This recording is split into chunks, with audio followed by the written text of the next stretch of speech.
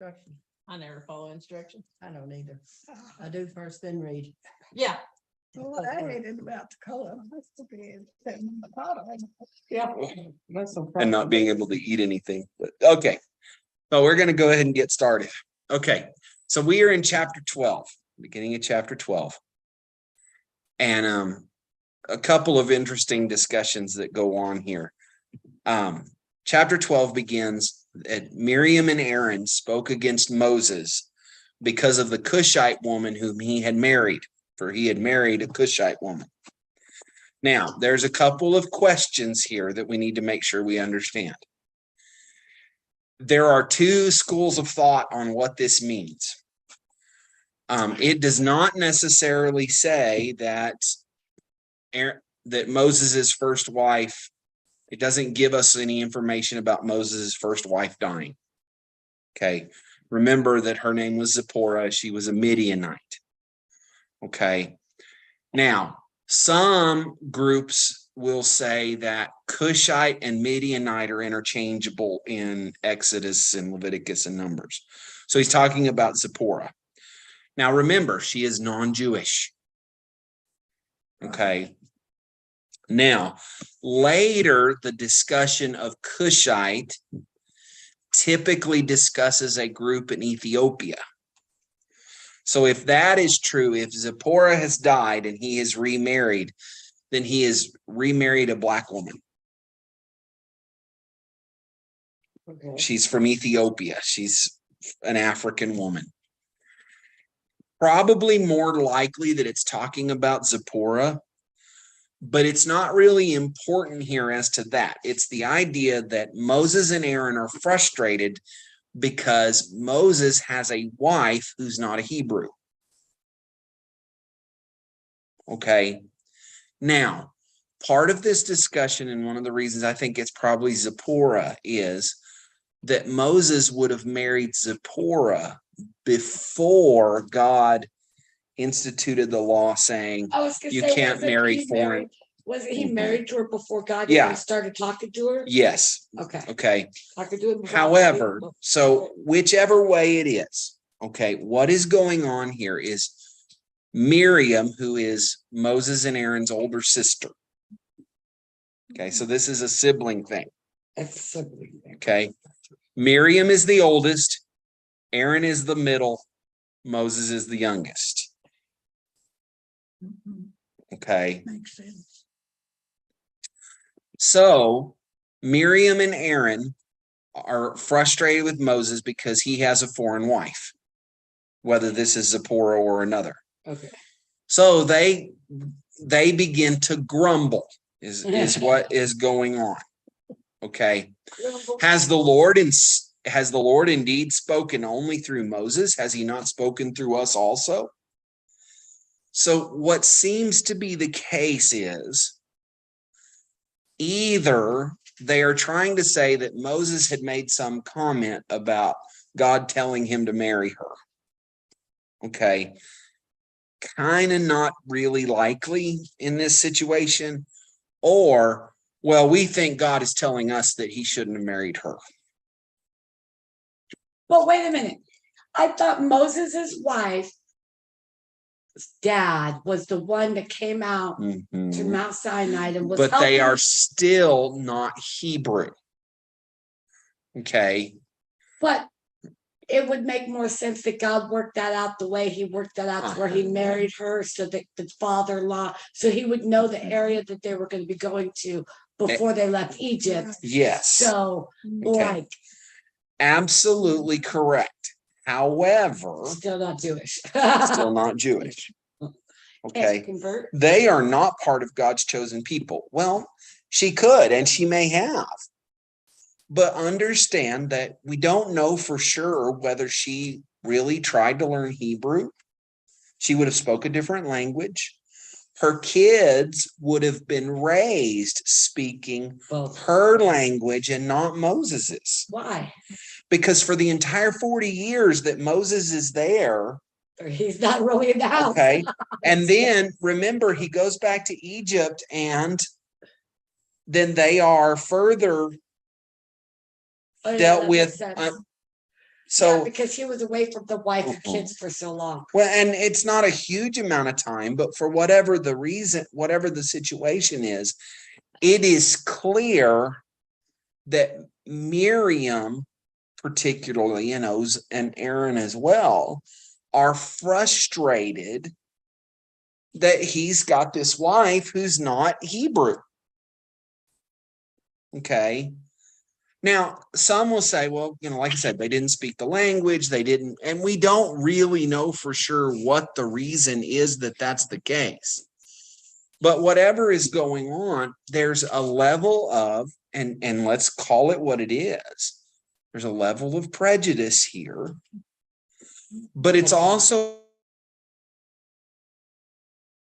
possible that they are using it at some level just to knock Moses down a peg. Because think about, so I want you to think about this just from a straight sibling discussion. Older brother and older sister, suddenly younger brother's completely in charge of everything. Yeah, that doesn't go over very That well. doesn't go over well. So, That ain't it anyway. Yeah, It was fine in mine. I was the I guess youngest. it would be, yeah. I was far enough youngest that it wasn't as bad, except with Letitia. But so here's the thing though. And the Lord heard it. Yeah, of course he did. Okay. So come out, you three. So the Lord, so now we get a picture of Moses. Now, the man Moses was very meek, more than all the people who were on the face of the earth. Okay. So what does the word meek mean? Humble. Humble. My Bible says humble. Okay. So I want to make sure that we say this. This is a New Testament discussion too. But remember that Jesus makes a comment at one point and he says, blessed are the meek. You will inherit the earth. They will inherit the earth. Yes. Now, the reason it's important to bring that up is this. There is a habit in our culture, okay, that when they hear the word meek, they think of a word that rhymes with it. Weak. Uh-huh. Okay, that is not what that word means. No. Okay, the best example I have ever heard of this is this. Okay, so you go out and you go and look at a Clydesdale. Okay, they weigh 3,000-4,000 pounds. They can pull incredibly heavy loads. Okay.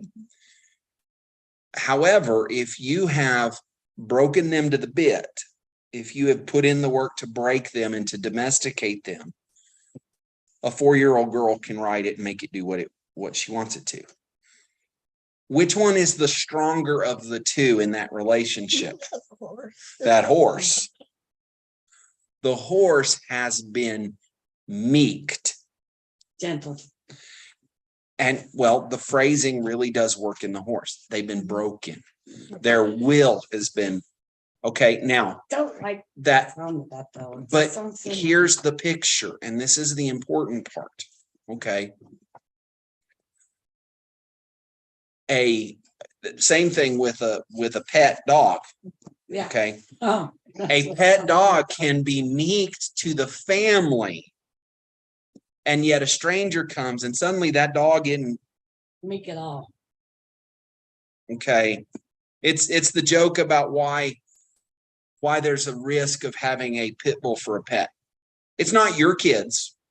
It's everybody else. It's the neighbor kid that comes over and they're roughhousing and playing and the dog thinks You're hurting him. Yeah. Because even as gentle as my dog is, if I make Lynette scream too much, he gets right up in between us and tries to grab my hand with his mouth. He doesn't bite hard or anything, but he tries to stop me from whatever I'm doing. right. And so, but understand, okay, it's the term broken fits because it's God having broken your rebellion. Okay, that makes sense. Okay. So you're meek. You are willing to follow even though you are strong. It's power under control. Yeah, which there's not a lot of that in the world. Okay. So Moses was very meek, more than all people who were on the face of the earth. Okay. People. So what it's basically saying is that as much power as Moses had, he was humble about it more than anyone else. It didn't go to his head. So suddenly the Lord said to Moses and Aaron and Miriam, "Come out, you three, to the tent of meeting." So they come to the entrance of the tabernacle. The Lord comes down in a pillar of cloud and stood at the entrance of the tent.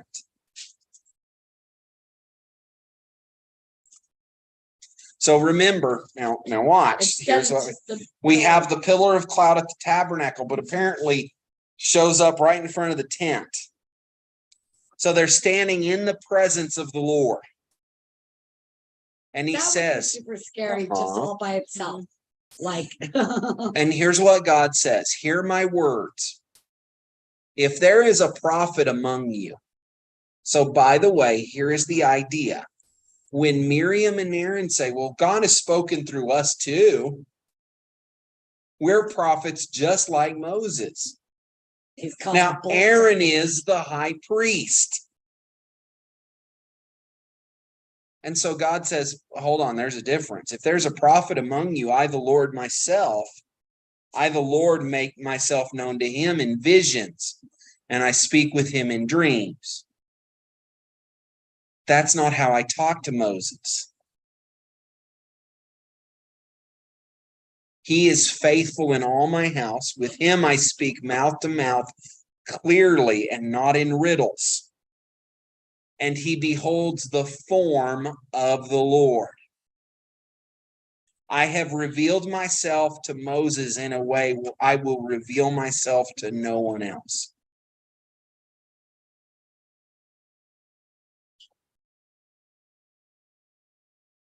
Okay, so there are a couple of important elements to this. One, it gives us a picture of how Moses' and the Lord's relationship worked. Okay. Number two, there is only one other person in all of history who had the same relationship with God that Moses did. Elijah, right? No, Jesus. Jesus. Understand that there is a discussion even in Numbers and Deuteronomy that says there will come another who is like Moses, who God spoke to face. And it is a prophecy of the coming of Jesus. In the book of Matthew, you will find that Jesus is portrayed as a new and a couple of characters. One, he's a new David. Okay, he's the new king that is the beloved of God. He is also portrayed as a new Moses. Right. Okay, now here's the fun part of that. So if you were to go through and read the book of Matthew and the book of Luke side by side, and the place in the book of Luke that records the section and the teachings that are most similar to the Sermon on the Mount in Matthew, you will find that it takes place on a plain. So it's not a mountain, it's a flat place. And probably the idea is that Jesus is at the bottom and the people are spread out up on a hill. Okay. That actually makes more sense from an acoustic. Yeah. Okay. Now, I will tell you, I believe that they are two different times. They just have very similar teaching. They're not exactly the same. So I think it's two different times that Jesus taught kind of the same material. But why does Matthew choose to put him on top of the mountain and people below him, where Luke chooses the story where he's down on the plain with the people up on the hill? Different occasions. That's part of it, but why'd they choose the one they did? There's a very serious, that's part of it, but there's a reason. Where was the law given from? On top of the mountain. What is the Sermon on the Mount? It's the re-giving of the 10 Commandments with a higher standard. Okay, remember, you've heard it said, don't commit adultery. Yes. But I tell you, That if you even think of it, you have already committed the act. you've heard it said, you shall not murder. But I tell you, Even think of it. okay, now there's a little extra element here that we need to make sure we understand. Him being up on the mountain and what he is saying is a reference to him being the new Moses. But what he is speaking is not him being the new Moses. Who spoke the 10 Commandments? God. Moses didn't tell the children of Israel about the God 10 told them. Commandments. They heard his voice from the top of the mountain telling them that. In fact, when they finished, you remember as we were in Exodus, they go, please don't let him talk anymore. No more. Just don't listen to you. Just no more. That would be me telling. No more. So watch. The giving of the old covenant. Moses is on the top of the mountain with the Lord as the Lord gives the commandments. In the New Testament, Jesus is on top of the mountain. And as the Lord, he is giving the commandments. But he is a new Moses. He has the relationship with God like Moses. He speaks to God face to face. He is like a friend. That is a major element of the story. So this is brought up here. This story is brought up in here, not only to give us some history that we need, but also to help us understand the connection. Okay, they badmouth Moses because he's done something they didn't think was the right thing to do. And God goes, oh, no, you don't understand. Moses got it right, and you're in the wrong. Because you're thinking a little too highly of yourselves. Okay, and it says, the anger of the Lord was kindled against them, and he departed. As the cloud is removed from over the tent. So as the presence in front of the tent of the Lord leaves, Miriam looks down, and her skin is leprous. No way. Okay. So Aaron turns towards Miriam, and behold, she's leprous. And Aaron says to Moses, oh, my Lord, do not punish us because we've acted foolishly and sinned. And then he gives the picture of what's going to go on. Now, remember, he's the one who diagnoses leprosy. This is a major element in this. Whenever you think you're leprous, you go to the priest. So he's the one who's been given all the instructions on how to tell. And he says, let her not be as one dead. And by the way, this is a graphic illustration. Whose flesh is half eaten when he comes out of his mother's womb. So he looks and sees it and immediately recognizes that she's got this horrendous disease. And I'm going to assume all over if her skin's white. So Moses cries to the Lord and says, oh God, please heal her, please. But the Lord said to Moses, if her father had but spit in her face, should she not be shamed for 7 days? Okay, he says, so there's a point to this. I'll heal her, but she's going to have to spend the 7 days in shame she would have gotten. Because remember, the whole discussion of leprosy is if you're leprous, you go in, they examine you, and then they put you out of the camp for 7 days, and then you come back and see if you're okay. Yeah. So God exiles her out of the camp, and she has to go live off in the wilderness of, 7 days, half a day away for a week. Why? Because she spoke against the anointed one of the Lord. Don't miss that. That's the element here. Yeah, I don't think that would be a good thing to do. Okay. Now, Aaron is not innocent, but he is spared because of his position. Yeah. He's the high priest. Nobody fill in for him if he gets leprosy. Okay. So she sat outside the camp for 7 days. The people did not set out on the march until Miriam was brought in again. Then the people set out from Hazareth and camped in the wilderness of Paran. So notice that these stories come in kind of an order. Okay. We had this period where they were all doing what God said. They're doing what God said. They built the tabernacle right. They that set the priest right. They did all that. Then verse chapter 11, they get mad because there's no meat. Oh yeah. And they get quailed in. Quailed in. Yeah, that's crazy. Then Miriam and Aaron oppose Moses. So it's a personal shot.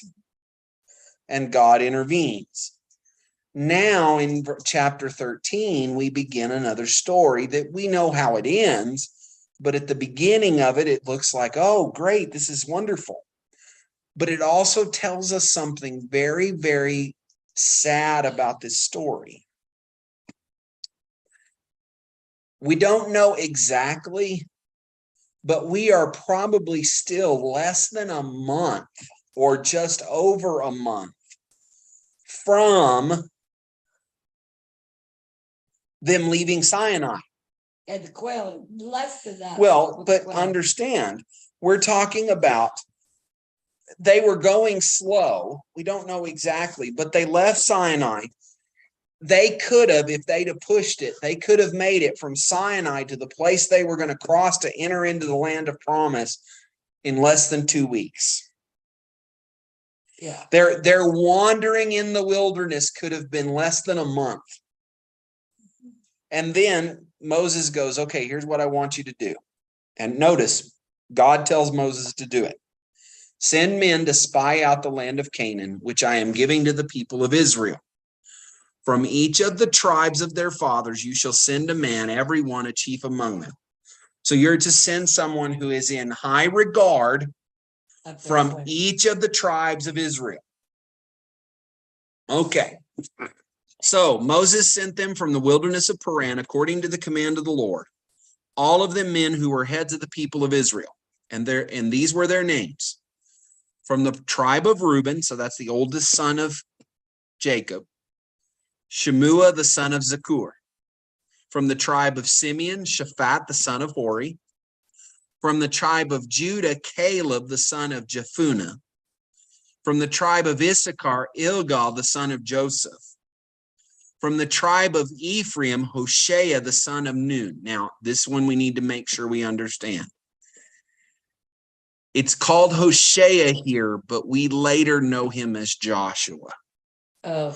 And the reason that is, I'm going to say that is, there's times that some people say that's not the case, but from the rest of the story, we know it is.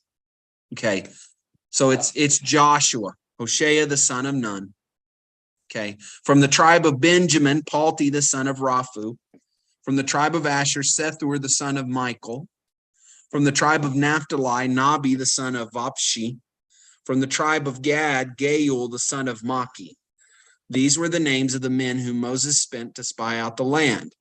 And Moses called Hoshea, the son of Nun, Joshua. Okay. Now, this is important. Caleb is the representative from the tribe of Judah. Joshua, the tribe of Ephraim. Now, later, what we will find is Judah and Ephraim become the two head tribes. Weren't those the only two out of all of the ones that got sent that got actually Mhm. the promised land? Yes. Not even Moses was made. Not even Moses made it. Okay. Nobody But did, but those two. remember that Joshua is already in a special position. From Sinai, he has been Moses's kind of administrative assistant, Okay. to use current vernacular. He has been the one who walks with Moses, who does things to help with Moses and all of that. Okay. This is your agenda for today. So Moses sent them to spy out the land of Canaan and said to them, go up into the Negeb and up into the hill country and see what the land is and whether the people who dwell in it are strong or weak, whether they are few or many. and whether the land that they dwell in is good or bad, and whether the cities that they dwell in are camps or strongholds, and whether the land is rich or poor, and whether there are trees in it or not. Be of good courage and bring some of the fruit of the land. Now the time was the season of the first ripe grapes, so it's mid-spring. So by the way, well, ripe grapes would be middle to late summer, so a couple months. Remember, they left Sinai After the, what thing? right. So maybe this is around Pentecost. It could be July Oh, or early August in our calendar. Okay. Passover, that's what it is. So they went up and spied out the land from the wilderness of Zin to Rehob near Lebo Hamath. They went up into the Negeb and came to Hebron, Ahaman, Sheshai, and Talmai. The descendants of Anak were there. Okay, now the descendants of Anak, whenever it talks about it, the descendants of Anak are a group of apparently giants. Okay. Goliath and his brothers are descendants of Anak. Okay. Okay. But that's the idea, that apparently there were men that were 8 and 9 feet tall. Okay. And so it goes on. Hebron was built 7 years before Zoan in Egypt. So that's a little aside. They came to the valley of Eshcol and cut down from there a branch with a single cluster of grapes. Okay. One bunch of grapes. And they had to carry it on a pole between two people. Which is pretty big. And they also bought pomegranates and figs. That place was called the Valley of Eshcol because the cluster that the people of Israel cut down from there. Okay. So the end of 40 days, notice 40 days is all sorts of fun in all this. 40 comes up a lot. They returned from spying out the land. So they came to Moses and Aaron and to all the congregation of the people of Israel in the wilderness of Paran at Kadesh. Okay. Just across the Jordan. They brought back word to them and to all the congregation and showed them the fruit of the land. They told him, we came to the land to which you sent us. It really does flow with milk and honey, and this is its fruit. However, the people who dwell in the land are strong, and the cities are fortified and very large. And besides, we saw the descendants of Anak there. The Amalekites dwell in the land of the Negeb. The Hittites, the Jebusites, and the Amorites dwell in the hill country. And the Canaanites dwell by the sea and along the Jordan. So now watch how this works. Okay. Oh, yes, beautiful. But the people in it are big and strong. Scary. Okay. But Caleb quieted the people before Moses and said, let us go up at once and occupy it, for we are well able to overcome it. So Caleb immediately says, well, let's go. It's everything it says it's supposed to be. God will give it to us. Which is Okay. why he gets to go to the promised land, because he was faithful. Okay. Then the men who had gone up with him said, we are not able to go up against the people, for they are stronger than we. So they brought to the people of Israel a bad report of the land that they had spied out, saying, the land through which we have gone to spy it out, it is a land that devours its inhabitants, and all the people that we saw were of great height. And there we saw the Nephilim, okay, the sons of Anak who come from the Nephilim. And we seemed to ourselves like grasshoppers, and so we seemed to them. Now, they are using a phrase from earlier in Scripture. The Nephilim are the ones that we see in Genesis chapter 6, where it says that the sons of God saw that the daughters of men were beautiful, and they came down and they became the great heroes, is the phrasing. And to be honest, we don't know exactly what it means, but that's what they're saying. Oh, they look like these superhero guys, and we're in trouble. They pushed it a little. Yeah, because they said all of the people, all of them. Yeah. Okay. So chapter 14. Then all the congregation raised a loud cry, and the people wept that night. And all the people of Israel grumbled against Moses and Aaron. The whole congregation said to them, "Oh, that we would have died in the land of Egypt. Or would that we have died in this wilderness? Why is the Lord bringing us into this land to fall by the sword? Our wives and our little ones will become prey. Would it not have been better for us to go back to Egypt?" And they said to one another, "Let us choose a new leader and go back." Sorry, that's the wrong answer. I got back to Egypt and I'd say, oh, why did we bother to come back, huh? Yeah. So watch, because this is very important. Remember what we said when we talked about the quail? Yes. What was the big thing that really frustrated God? Oh, I wish we were still in Egypt. Yeah. Heard that so many times, and Mhm. wondered and send them back. Right. Okay. Yes, that's why they all Go died. back to Egypt. Back so bad. We all want to go back. Oh to yeah. Egypt. We don't get a pass on this. I want to go back to Egypt. Yeah, Okay. me too. But watch, let us choose a new leader and go back to Egypt. We don't want God leading us if he's going to lead us there. It's a wonder some of them didn't rebel and go back. Mm-hmm. You know, the funny part of that is that it is very possible that is exactly, we don't know for sure, but that is exactly what's going on. Because remember, what God does in the end of this, he strikes them with pestilence and a bunch of them die. The ones who were really serious about going back, what's the story of Lot and his family? Lot and his family leave Sodom and Gomorrah and are running, and the wife looks back. And when she looks back, It's the salt pillar. okay, Because God at that point is tired of people looking back. well, that is before this. Oh, is it? And so understand that there is a very possibility that one of the things that leads to the deaths that occur is that they're so struck with looking back. But what we're going to find out in the end of this is, so verse 5 goes on, then Moses and Aaron fell on their faces before all the assembly of the congregation of the people of Israel. And Joshua the son of Nun and Caleb the son of Jephunneh, who were among those who'd spied out their land, tore their clothes. They went into mourning and said to all the congregation, "The land that we passed through to spy out is exceedingly good. If the Lord's on our side, he'll bring us into the land and give it to us, a land that flows with milk and honey. If God is on our side, then why are we worried about these guys?" Now, the funny thing is Joshua and Caleb fall into the same discussion that we see a little later in 1 Samuel when we talk about David.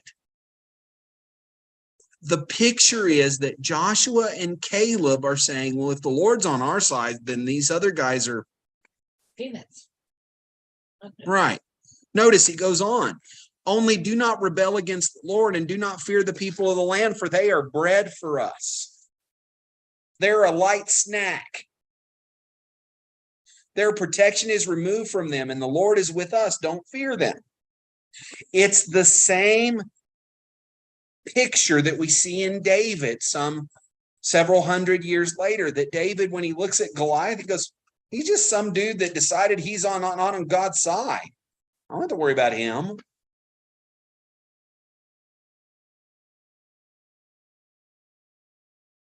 But watch, and this is a very, very powerful element of this. Then all the congregations decided to stone them. So this is the picture, and it's a powerful discussion of the mob. Okay. By the way, it's something that we live with. When you go against what everybody believes, they get hostile.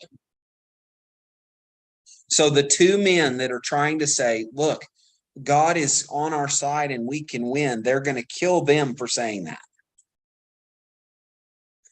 But the glory of the Lord appeared at the tent of meeting to all the people of Israel. So suddenly God's full glory shows up in front of, and like, dead quiet. Yeah. And the Lord said to Moses, by the way, as he shows up in power right in front of the tent where they're all standing throwing a fit, tells Moses, how long will this people despise me? How long will they not believe in me in spite of all the signs that I've done among them? I will strike them with a pestilence and disinherit them, and I will make you a nation greater and mightier than they. So watch what God has just told Moses. Tell you what, Moses, I'm so tired of it. I'm going to kill the whole group except you and your kids. Mhm. And then I'll start over at Abraham. You'll be the new Abraham. He wouldn't Yep. kill Caleb and Joshua, though, you think? I don't think so, but the idea is pretty simple. It's this: I am done. Okay. You know, those are words I never want God to say to me. Yeah, me neither. I never want God Well, to Jesus say told the disciples, how long am I going to have to put up with you guys? that. Mhm. I'm sure he says that. Uh-huh. That's what he probably says about us. Okay. Yeah, that's probably true. Now, what Moses does in response is something we need to understand. What Moses said to the Lord, then the Egyptians will hear of it, for you brought up this people in your might from among them. And they will tell the inhabitants of this land, they have heard that you, O Lord, are in the midst of this people, for you, O Lord, are seen face to face, and your cloud stands over them, and you go before them, a pillar of cloud by day, and a pillar of fire by night. Now, if you kill this people as one man, then the nations who have heard of your fame will say, it is because the Lord was not able to bring this people into the land that he swore to give them, that he has killed them in the wilderness. Oh, so he basically No. killed him. No, it's not that. It's this. This is what he does. He says, God, I agree with you. They absolutely all deserve to die.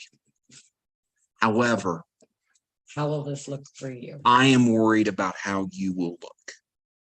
Yeah, that's Moses saying that. Mhm. God, yes, I get it. They deserve it.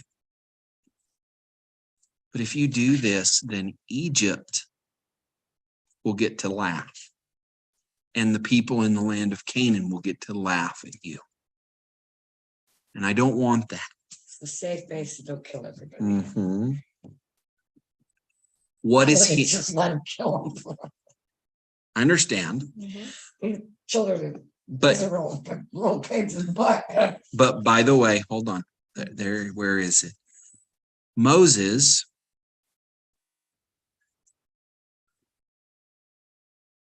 Now, the man Moses was very meek, more than all the people who have ever been on the earth.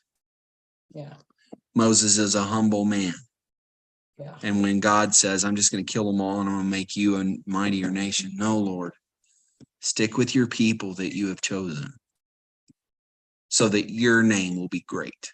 Yeah. Okay. So he goes on and he says, okay, and now please let the power of the Lord be great as you have promised, saying, the Lord is slow to anger and abounding in steadfast love, forgiving iniquity and transgression. But he will by no means clear the guilty, visiting the iniquity of the fathers on the children to the third and fourth generation. Please pardon the iniquity of this people according to the greatness of your steadfast love, just as you have forgiven this people from Egypt until now. Lord, don't stop forgiving them now. Okay, now, God's response is very telling. Then the Lord said, I have pardoned according to your word, but truly, now watch the power of this statement, as I live. Now, who's saying that? God. So God says, as surely as I am alive, Yeah. the earth shall be filled with the glory of the Lord. And he says this, none of the men who have seen my glory and my signs that I did in Egypt and in the wilderness, and yet have put me to the test these 10 times and have not obeyed my voice, shall see the land that I swore to give their fathers. Shall see or shall not see? Oh, I'm sorry. None of them shall see. Not one of them shall let me make sure how I phrase that.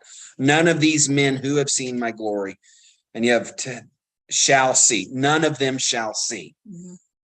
So none of them will. Yours may phrase it different, but that's what it means. Shall not by no means see the land which Right. their fathers. So there's no way they will. So understand what he's saying. And I haven't gone back and counted, but this is the idea. They left Egypt. They grumbled about water. They grumbled about food. They grumbled about this. They grumbled. And so God says, they've tested me 10 times now. They have seen me work mightily. And every time I work mightily, the next time we turn around, they're grumpy again. Well, and that's the way it is. I'll never do that. I'll never say no again and then turn right around. So by the way, let's also make sure, let's make sure we understand 9 times he completely forgave them and was still going to let them enter the land. Now, there is a very, very powerful discussion here that we see later. In the New Testament, there is a moment, it's an Old Testament prophetic message too, but it's brought up in the New Testament that says, do not harden your heart as they did in Meribah and such. This happens. Okay, so understand what he's saying is, Thank you. the God through the 9 other times was giving them the opportunity to turn back and to follow him. So does that mean 9's our magic number? Well, no, it doesn't mean, it just means, what it means is, according to the passage in the New Testament, is there is a point where you continue to harden your heart. And God says, I'm done. I'm done. Now, I will tell you, you say 9 is a magic number. How many plagues were there? 10. When we get to the final one, it's not Pharaoh hardening his heart anymore. No, it's God. And the Lord hardened Pharaoh's heart. Yeah. Okay. You can bow your neck or stiffen your neck and bow your back and stick out your chest and say, I'm going to do it my way. And God will I don't want to be lightly punish you for a while. But if you continue to be unwilling to bow your knee to God, eventually he will squish you like a bug. And I don't want to be that person. I don't ever want to be that person. Never. Okay. So here's what he says. Okay. And not obeyed my voice. I shall see the land that I swore to give. They shall not see the land I swore to give their fathers. And none of those who despised me shall see it. But my servant Caleb, because he has had a different spirit and has followed me fully, I will bring into the land in which he went, and his descendants shall possess it. Now, since the Amalekites and the Canaanites dwell in the valleys, turn tomorrow and set out for the wilderness by the way of the Red Sea. So head partway back. Because you no longer get to go into the land of milk and honey. Okay. And then the Lord spoke to Moses and to Aaron. So now he's speaking to both of them.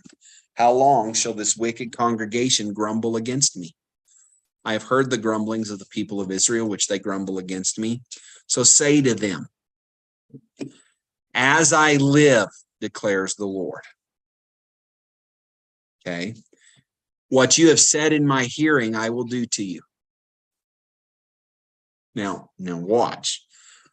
What did they say? Oh, that we would have died in Egypt, or that we would have died in this wilderness.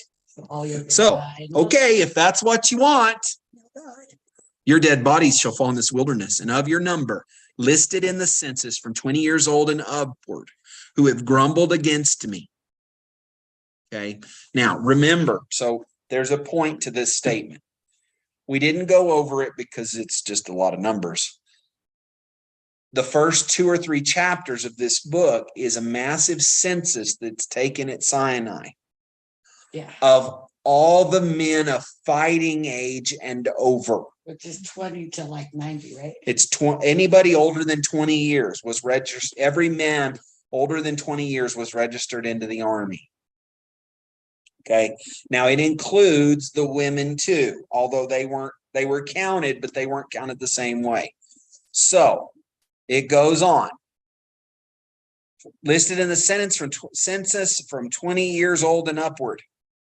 And the whole family who's over 20, everybody in the family who's over 20, who have grumbled against me, no one shall come into the land where I swore I would make you dwell, except for Caleb, the son of Jephunneh, and Joshua, the son of Nun. But your little ones who you said would become prey. Oh, yeah. Ah, Your little ones who you said would become prey, I will bring them in, and they shall know that the land that you have rejected. So remember, what did they say? Oh, that we'd have died in the wilderness, because our children will become prey and slaves. And well, those children that you thought would become prey, they'll take the land that you should have taken.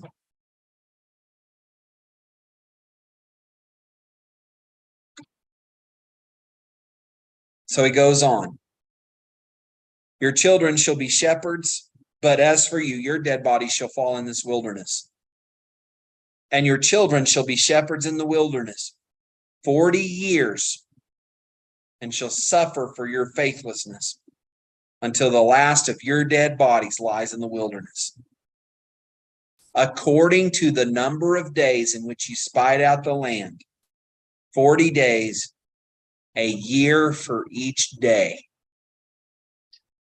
You shall bear your iniquity 40 years, and you shall know my displeasure. I, the Lord, have spoken. Surely this will I do to all this wicked congregation who are gathered together against me. In this wilderness they shall come to a full end, and there they shall die.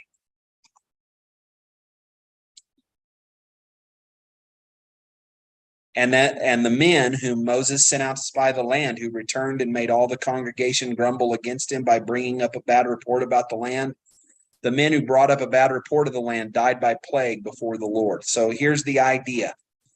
At that very moment where he says they will surely die, 10 of the spies drop dead.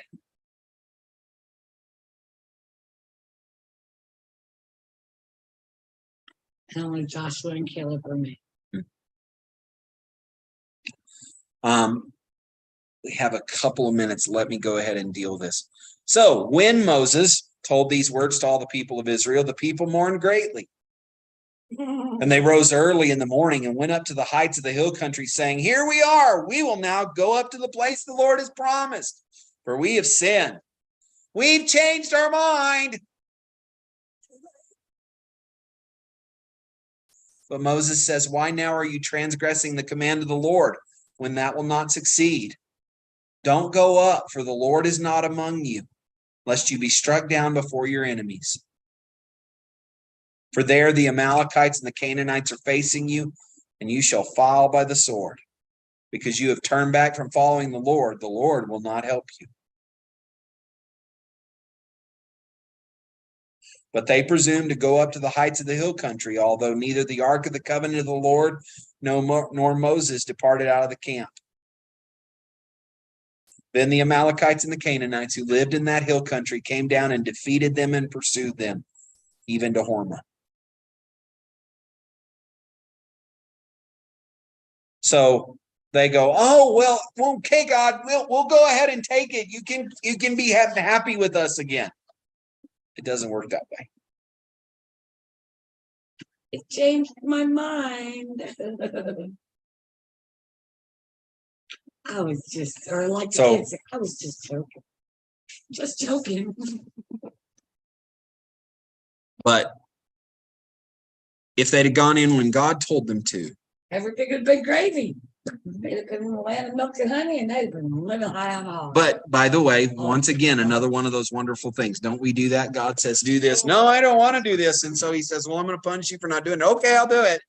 And then it doesn't go well.